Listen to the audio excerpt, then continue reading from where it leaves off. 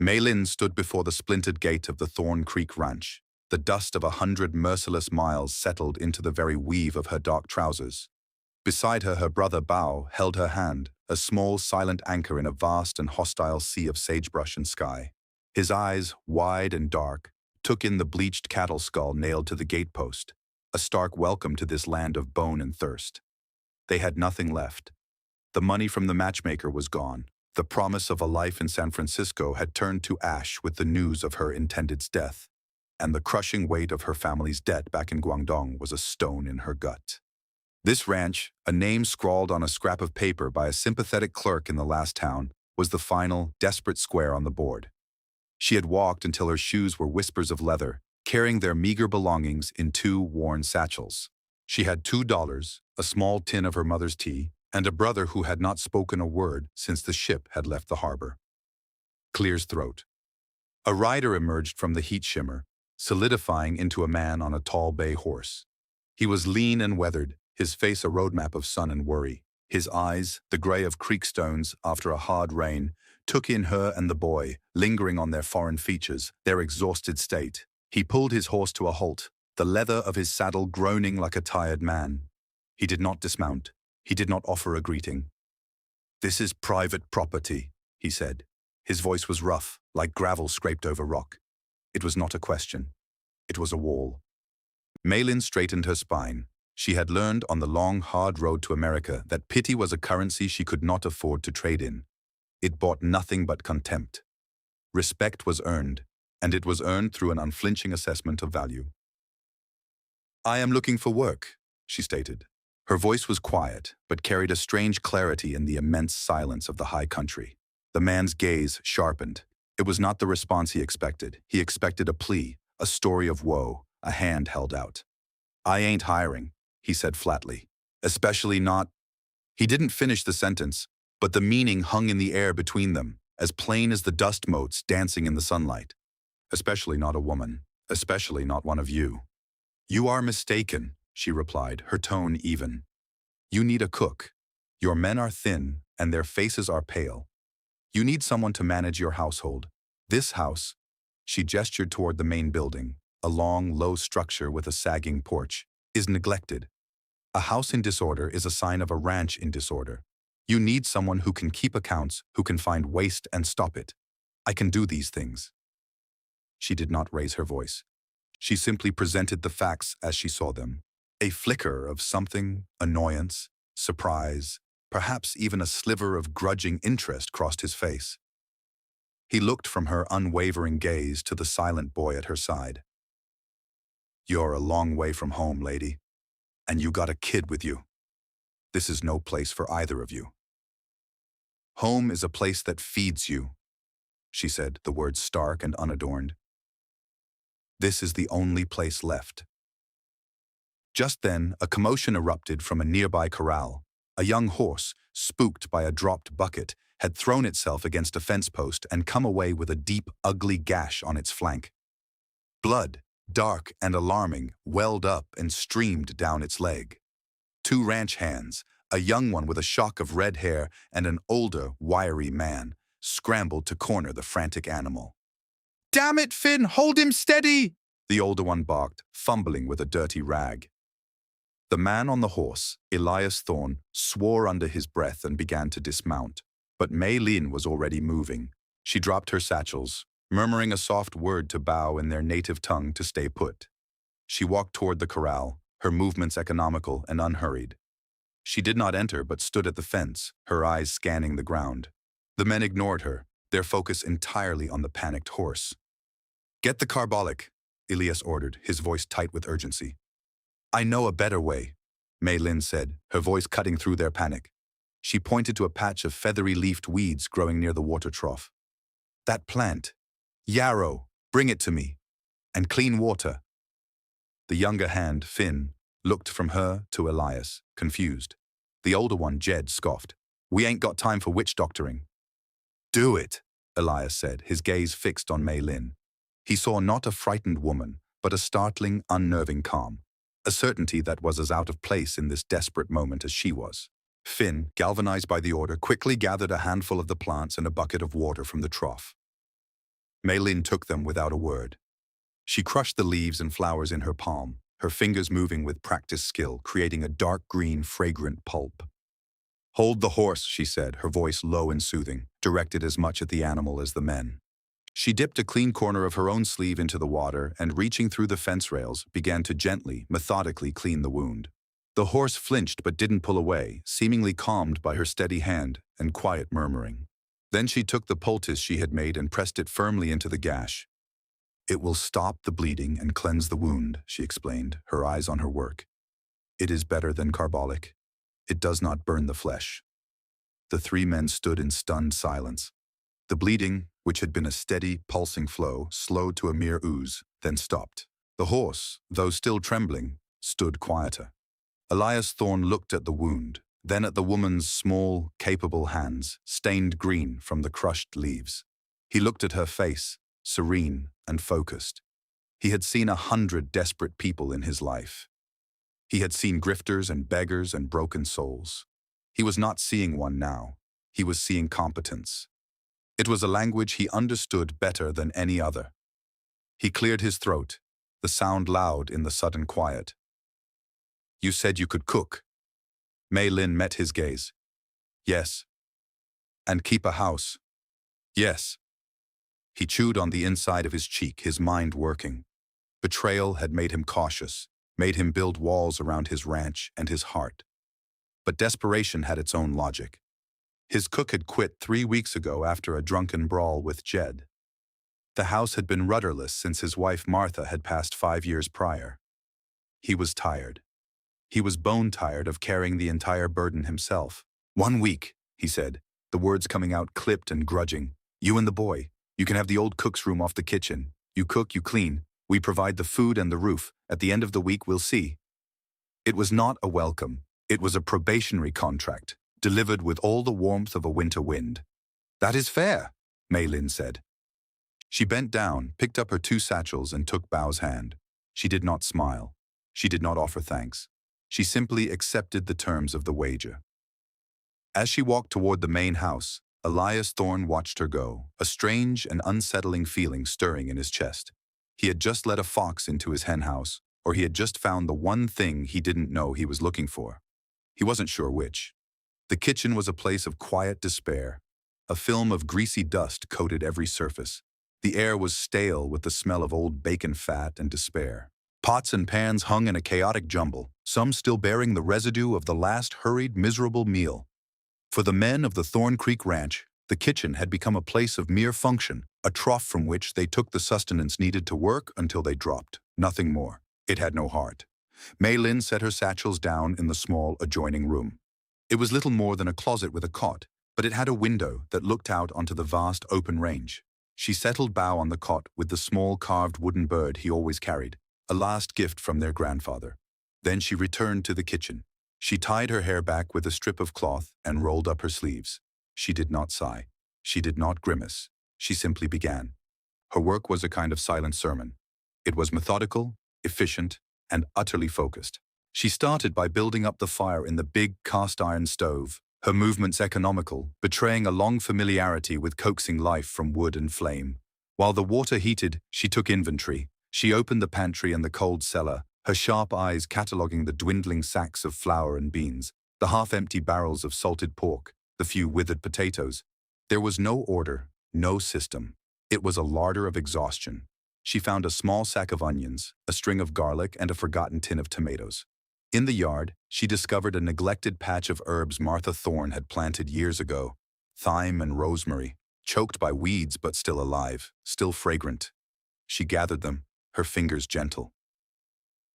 By the time the sun began to dip below the jagged horizon, painting the sky in violent strokes of orange and purple, a new smell was emanating from the ranch house. It was not the familiar acrid scent of scorched meat. It was a rich, savory aroma of stewed beef, onions, and herbs, underpinned by the warm, life-affirming smell of baking bread. The men came in from the fields and the corrals, drawn by the scent as if by a rope. They washed up at the basin on the porch, their movements slow with weariness, their faces etched with the day's labor. They filed into the main room, which adjoined the kitchen, and sat at the long plank table. They were silent, expecting the usual fare. Mei Lin brought out a large tureen of the stew, steam billowing from its surface. She placed it in the center of the table. Then came a platter of thick, sliced, crusty bread, its inside soft and white. There was a bowl of roasted potatoes, glistening with a hint of rosemary. For a moment, no one moved. They just stared. Jed, the wiry resistor, looked at the stew with suspicion. Finn, the young redhead, looked at it with something approaching reverence. Sam, the oldest hand, a man who rarely spoke and whose face was a mask of stoicism, simply watched Mei Lin as she moved back and forth from the kitchen. Elias Thorne sat at the head of the table. He ladled a portion of the stew into his bowl, his expression unreadable. He took a bite. His chewing slowed. He looked down at the bowl, then up at Mei Lin, who was pouring water into glasses. She did not look at him. She was focused on her task. A quiet clatter of spoons against bowls filled the room. The men ate. They ate with a hunger that seemed to go beyond the physical. They were tasting care. They were tasting effort. They were tasting something that had been absent from this house for a very long time. Finn was the first to break the silence. "Ma'am," he said, his mouth full, This is the best I've eaten since I left home."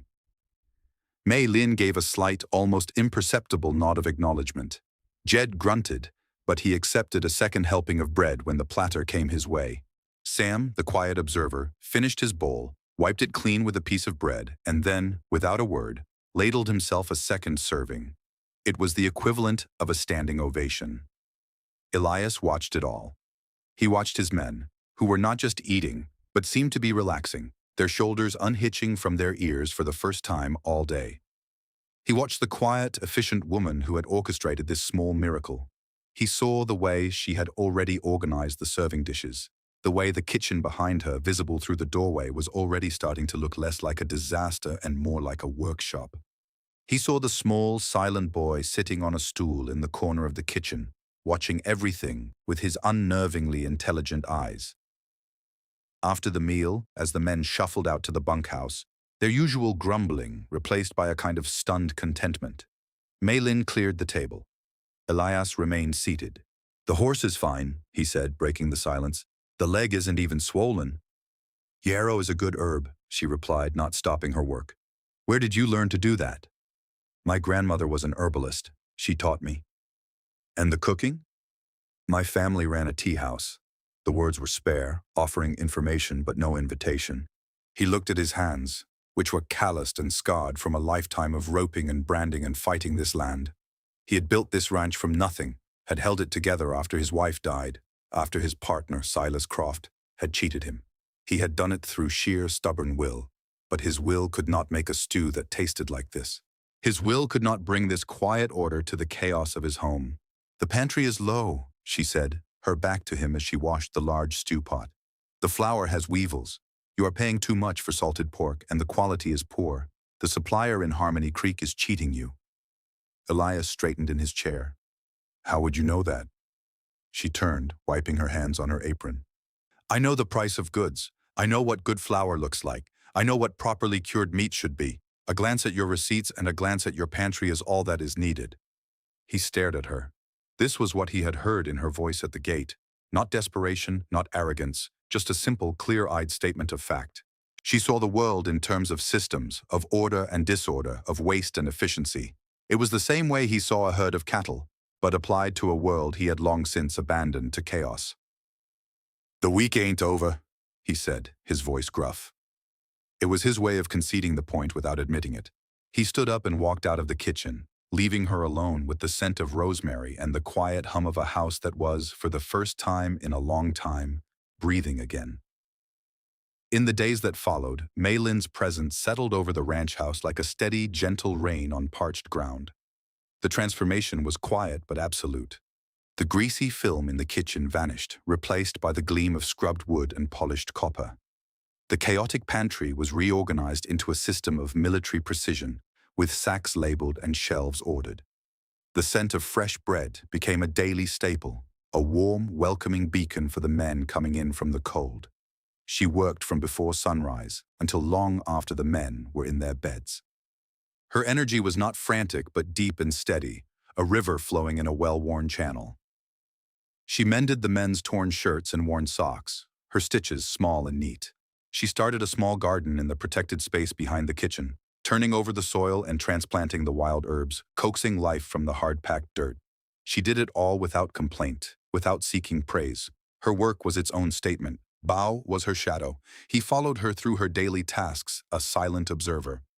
He would sit for hours at the kitchen table, carefully carving small pieces of scrap wood with a little knife Finn had given him. He carved birds and horses and other small animals, his creations imbued with a startling life and detail. He still did not speak, but his presence began to soften the hard edges of the ranch. The men, initially wary of him, started leaving him little things, an interesting stone, a hawk's feather, a piece of colored glass. Finn became the boy's first true ally. He was young enough not to be entirely calcified by the harshness of his life. He saw the intelligence in Bao's eyes and the artistry in his hands.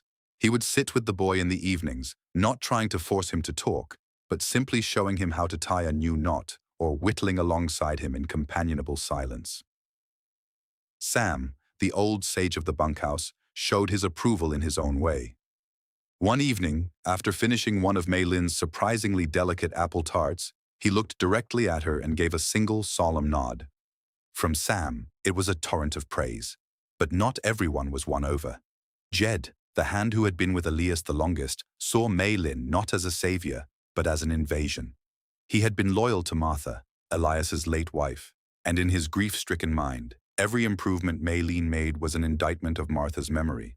Every organized shelf, every savory meal was a quiet accusation that what had been before was not good enough. Woman's fussing, he'd mutter into his coffee. Place is starting to smell like a damn perfumery. He complained that the food was too strange, though he ate it with a wolfish appetite. He grumbled that she was wasting time on the garden when there was real work to be done. His resentment was a low, constant hum, a pocket of resistance in the changing atmosphere of the ranch. The confrontation, when it came, was over something small. Mei Lin had been saving the renderings from the bacon and beef, clarifying the fat and storing it in clean jars. She was making soap, a task the ranch had long outsourced at considerable expense. Jade came into the kitchen looking for a new whetstone and saw her stirring the large, pungent pot over an outdoor fire. "What in God's name is that stink?" he demanded. "Soap," Mei Lin replied without looking up from her work. "Soap? We buy soap from town. Martha always bought soap from town. You're wasting good fat and making a mess." His voice was laced with the aggrieved righteousness of a man whose world is being irrevocably altered without his consent. Mei Lin stopped stirring. She placed the long wooden paddle down, its end dripping with the caustic mixture. She turned to face him, her expression unreadable. She was a small woman, a foot shorter than Jade, and easily outweighed by 100 pounds. But she did not seem small. "The fat was waste," she said, her voice level. "It would have been thrown out. The lye I made from the wood ash. That was also waste. This soap will cost this ranch nothing but my time. The soap you buy in town costs 10 cents a bar. You use 2 bars a week. The other men, 1 bar each. That is 70 cents a week. Over a year, that is more than $36 for soap." She recited the numbers as if reading them from a ledger. Jade was momentarily stunned into silence by her clinical recitation of the facts. He fell back on his only remaining argument. "It ain't how we do things. It ain't how Martha would have done it." "I am not Martha," Mei Lin said, and for the first time, there was a sliver of ice in her tone. "I am the woman who is keeping this house now. The old way was wasteful. This is the new way." Jed's face flushed a dark, angry red. He took a step toward her, his hand clenched into a fist. "You got no right. She has every right." The voice came from the porch. Elias Thorne stood there, leaning against a post, his arms crossed. He had been watching, listening. His face was grim. "I told you, Jade. She's in charge of the house and the kitchen. That includes the soap, the garden, and anything else she turns her hand to. Her way is the way it's done now. If you have a problem with that, the main road is 100 yards that way." Jade froze. He looked from Elias's unyielding face to Mei Lin's calm, steady gaze. He saw the wooden paddle resting near her hand. She wasn't holding it like a weapon, but it was there, a tool of her trade, a symbol of the work he was trying to denigrate. He was beaten. The entire ranch, from the owner down, had sided with this outsider against him. He gave a choked, frustrated grunt, turned on his heel, and stalked back toward the bunkhouse, slamming the door behind him. A tense silence fell. Elias walked over to the fire. He looked into the pot at the swirling, homely mixture. "Soap," he said, a note of wonder in his voice. "It will be ready to cut in 2 days," Malin said, her composure returning as she picked up the paddle and began to stir again. Elias watched her for a long moment.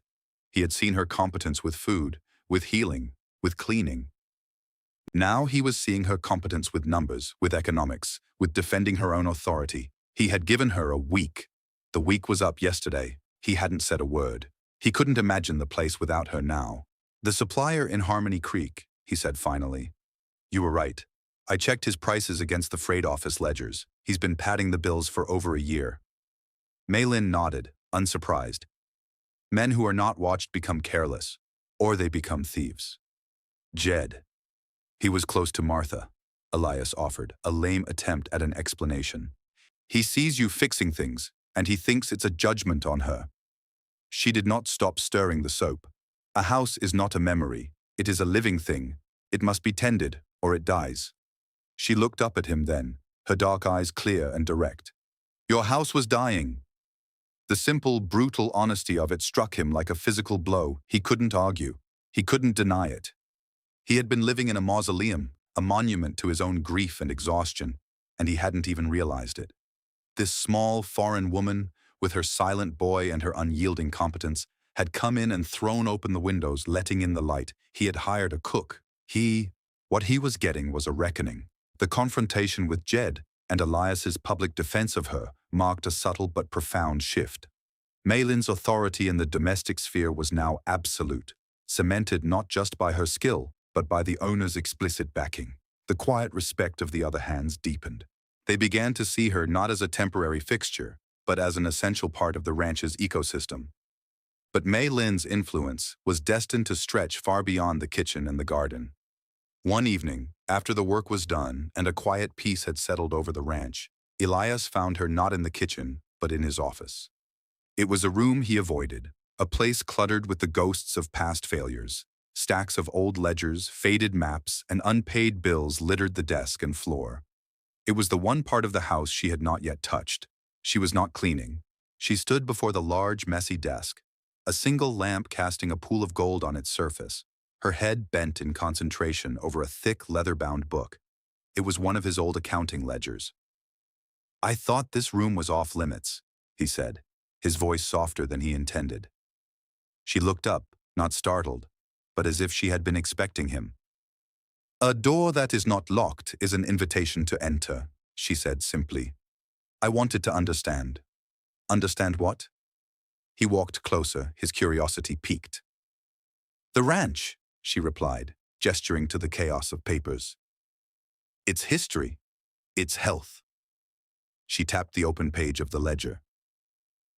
"You have been paying a water access fee to Silas Croft for the past 4 years, for the use of the upper spring that feeds Thorn Creek." Elias's face tightened. "It was part of an agreement after a dispute. He owns that section of land." The memory was a bitter one. Croft, his former partner, had used a legal loophole to seize a critical parcel of land, including the spring that was the primary source for the creek that watered Elias's entire property. The fee was a constant, humiliating reminder of his defeat. "No," Malin said.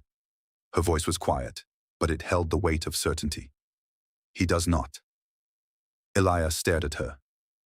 "What are you talking about? I have the deed. I have the court papers." She shook her head. She reached into the teetering pile of documents on the corner of the desk and, with an uncanny precision, pulled out a rolled, yellowed piece of parchment tied with a faded ribbon. It was the original survey map of the Thorn property, dating back to when his father had first claimed the land. She unrolled it carefully on the desk, its edges brittle with age. "I found this at the bottom of a trunk with your father's papers," she said. She traced a faint, spidery line with her finger. "This is Thorn Creek. This is the spring. And this," her finger stopped on a small, almost illegible annotation in the corner, "is the original water rights charter. It was granted by the territorial government 50 years ago. It grants sole and perpetual access to the waters originating on what is now Mr. Croft's land to the owner of this parcel. It predates his deed. It predates the county court. It is a territorial charter. It is the highest law in this matter. Elias bent over the map, his breath catching in his throat. He had seen this map a dozen times, but he had never noticed the annotation, had never understood its significance. His eyes scanned the archaic legal script, the meaning slowly dawning on him. For 4 years, he had been paying his sworn enemy for water that was, by a higher and older law, already his. He had been swindled not once, but twice by the same man, once by legal trickery, and a second time by his own ignorance. He sank into his desk chair, the leather sighing under his weight. He felt a dizzying mix of fury and awe, fury at Croft, at his own blindness, and a profound, staggering awe for the woman standing before him. She had come to his ranch with nothing but 2 satchels and a silent child, and in 2 weeks she had uncovered a truth that had been buried under decades of dust and his own defeatism. He struggled for words. I never saw it. You were not looking, she said without judgment. You were looking at the wound, not at the path to healing. It was the same logic she had applied to the injured horse. He looked up at her. The lamplight softened the lines of her face, but her eyes were as sharp and clear as ever. In that moment, his perception of her shifted irrevocably. She was not just a competent cook or an efficient housekeeper. She was a strategist, a scholar of details. She was an invaluable partner in a fight he had thought he was waging alone. Thank you, he said, the words feeling small and inadequate. She gave a slight bow of her head. To make the ranch healthy, one must know the source of its sickness. That night, a new level of trust was forged between them, not across a dinner table, but across a desk littered with the evidence of past failures and the blueprint for a future victory. Elias Thorne, the weathered and guarded owner, shared more of his story with her, the full, bitter tale of Croft's betrayal, the struggles after Martha's death, the slow, grinding weariness that had settled over him. He spoke, and she listened, her quiet attention a balm he hadn't realized he desperately needed. She was no longer just an employee. She was a confidant, a counselor. The ranch had hired her for her hands, but it was her mind that was proving to be its greatest asset. Elias went to bed that night, feeling a sensation he had not felt in years. Hope.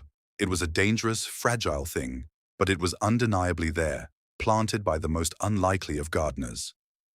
The high country summer burned itself out, giving way to the crisp, golden days of autumn. The cattle were fat, the hay was stacked high in the barn, and a sense of quiet prosperity, of order restored, had settled over the Thorn Creek Ranch. The soap cured in fragrant bars. The pantry was full.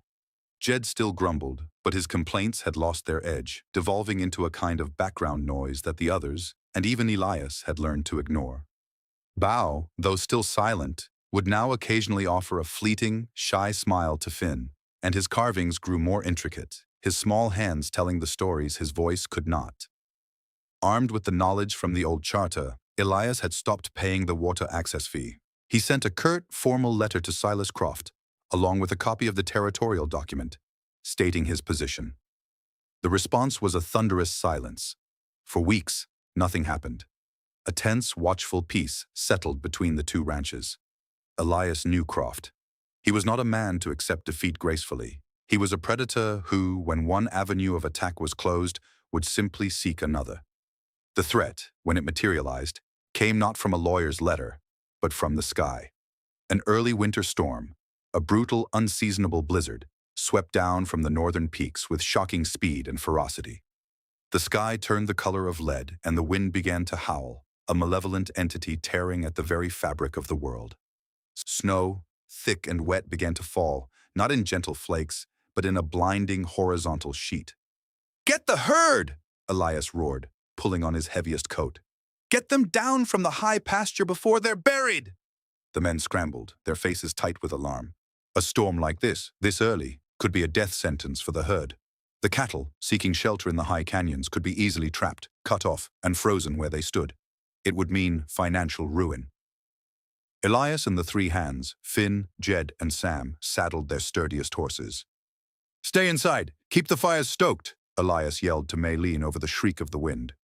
He saw the worry in her eyes as she stood in the doorway, Bao clinging to her leg.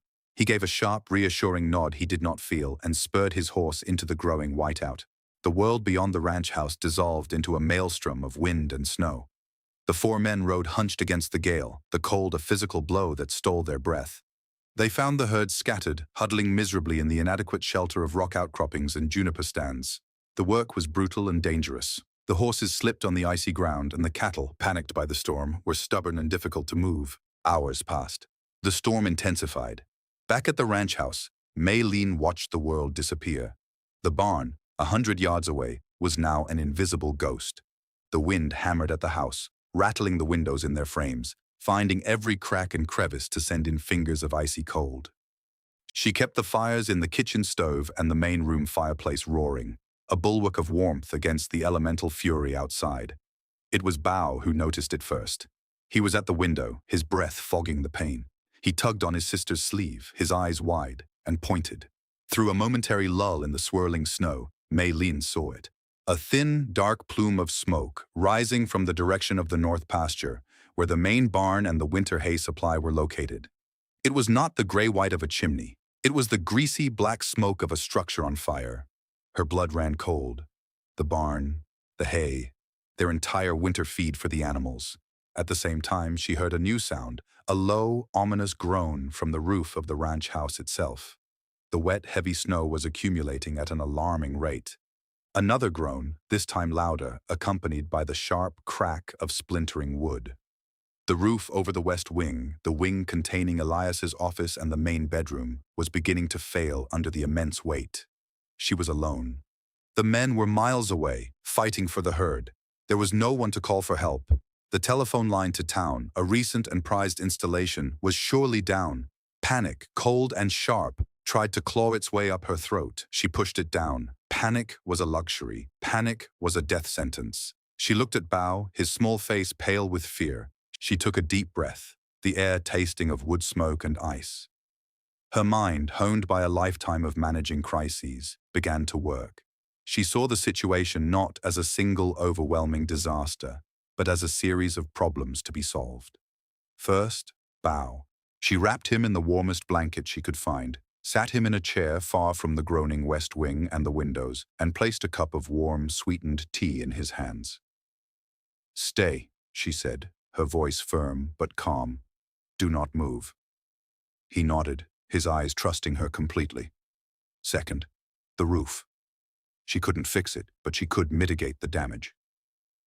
She ran to Elias's office, the sound of cracking timbers now terrifyingly loud overhead. She grabbed the precious ledgers, the survey maps, especially the territorial charter, and stuffed them into a waterproof oilcloth sack. She dragged out the trunk containing his father's papers. She worked with a frantic but focused energy, saving the ranch's memory, its legal identity, from the impending collapse. Just as she hauled the last armful of important documents into the relative safety of the central room, a section of the office roof gave way with a deafening roar, and a cascade of snow and splintered wood crashed down onto the desk where she had been standing moments before. Third, the fire. The barn.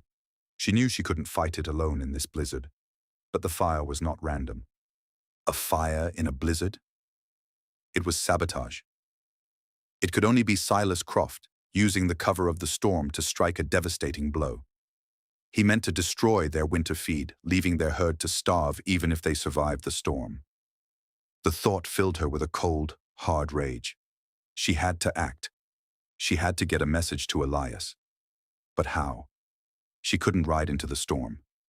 She would be lost in minutes. She stood in the center of the room, the wind howling outside, the fire a distant threat, the roof a present one. Her mind raced, sifting through the resources available to her. Her eyes fell on the fireplace. The fire roared, the draft pulling smoke and heat up the stone chimney. The chimney, the smoke. An idea born of desperation and knowledge from a different land, a different life, took shape. In her village, they had ways of signaling across distances, using smoke, using scent. She ran back to the kitchen. She grabbed the jars of rendered clarified fat she had saved. She found the sack of dried chili peppers she had bought on a rare trip to town, a small comfort from home. She took the last of the precious rosemary and thyme from her herb rack. She worked quickly. She climbed onto a stool and, reaching up into the hot, smoky fireplace flue, She packed the herbs and peppers into the crevices of the stone, as high as she could reach. Then, she began to ladle the grease onto the roaring logs. The effect was immediate and dramatic. The fire erupted with a furious sizzle, and the smoke pouring from the chimney changed. It became thicker, darker, and it carried a new, pungent, and utterly unmistakable scent. The acrid smell of burning chilies and the sharp, piercing fragrance of rosemary, a scent that would cut through the cold and the snow. It was a signal that no one in this part of the country would understand. No one except Elias. He had sat in her kitchen every night for 2 months. He knew the smell of her cooking. He would know this was not normal smoke. It was a message. It was an alarm. It was her voice, carried on the wind. Miles away, in the blinding heart of the blizzard, Elias Thorne was on the verge of despair. They had gathered most of the herd, but they were losing the fight. The wind was relentless. The snow, a disorienting white wall. He was cold, exhausted, and the fear of losing everything was a knot in his stomach. Then, through the gale, he caught a scent.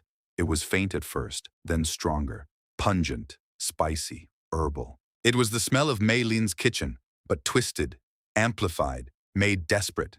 It was the smell of burning chilies and rosemary. It was a smell that had no business being on the wind in the middle of a blizzard. "What is that?" Finn yelled, his voice thin against the wind. Elias reined in his horse, his head up, sniffing the air like an animal. It wasn't a campfire. It wasn't a forest fire. It was a signal. He knew it in his bones. It was her. Something was wrong at the house. Terribly wrong.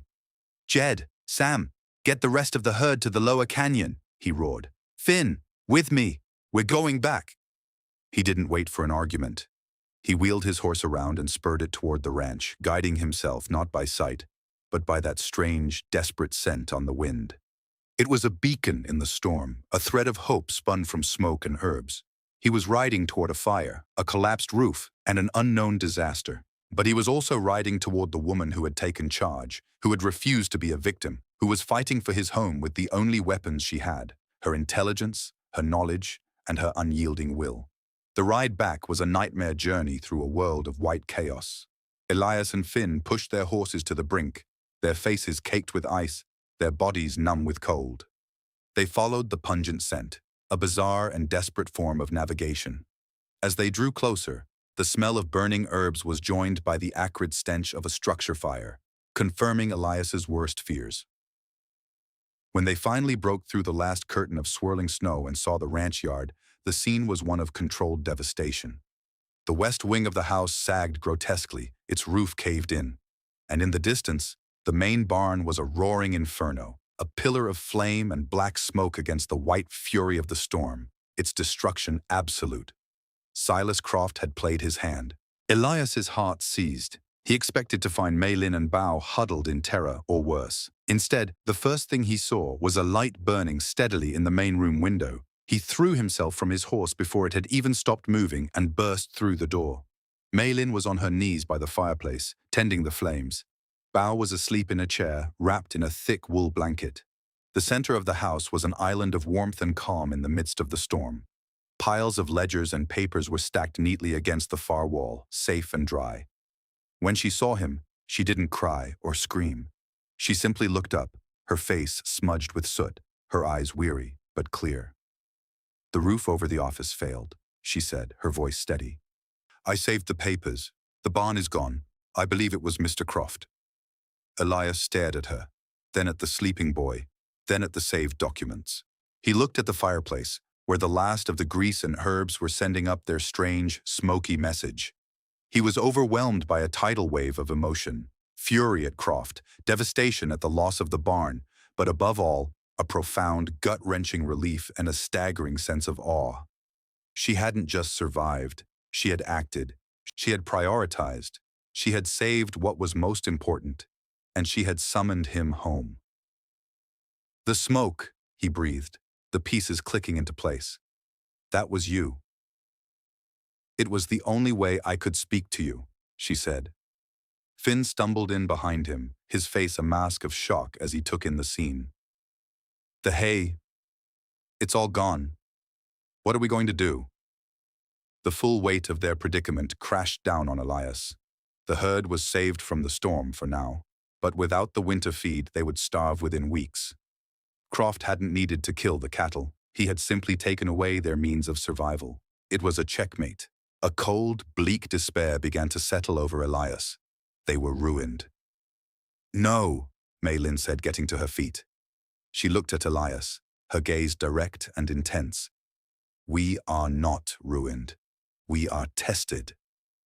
She walked over to the pile of documents she had rescued and picked up the oilcloth sack. She untied it and took out the old territorial charter. She held it out to him. "He used the storm to hide his crime," she said, her voice ringing with a cold, hard clarity. "But a crime leaves evidence, and a man like Mr. Croft, a man of entitlement, is arrogant.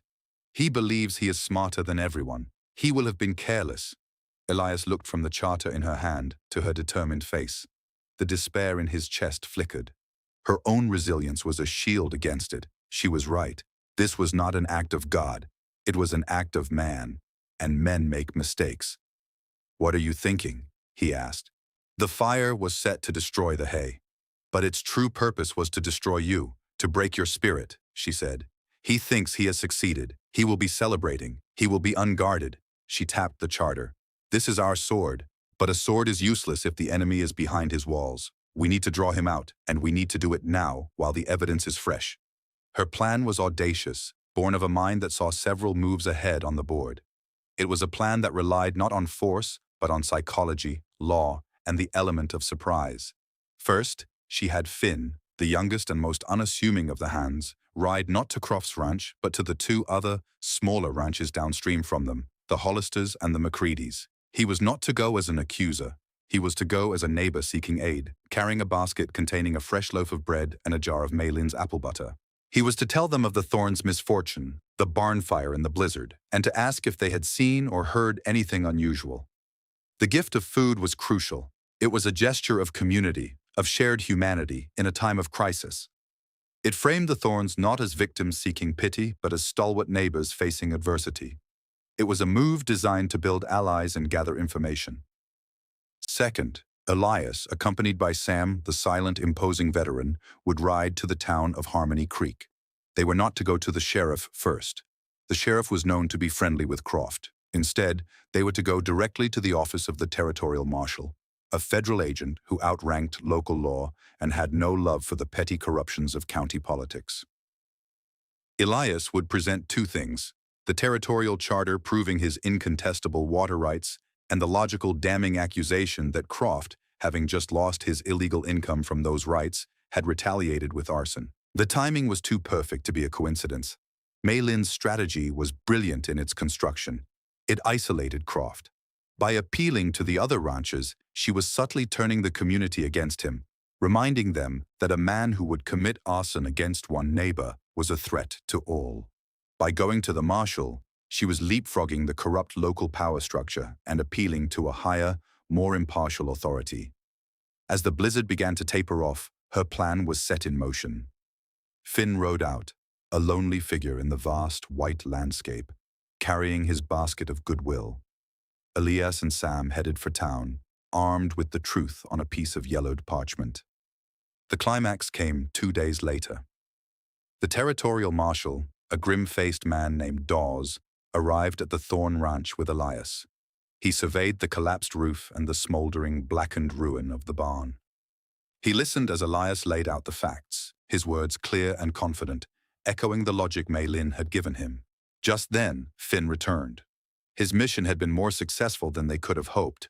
Young Billy Hollister, it turned out, had been trying to round up a stray calf on the edge of their property during the storm and had seen a rider, heavily cloaked, heading away from the Thorn Ranch at the height of the blizzard.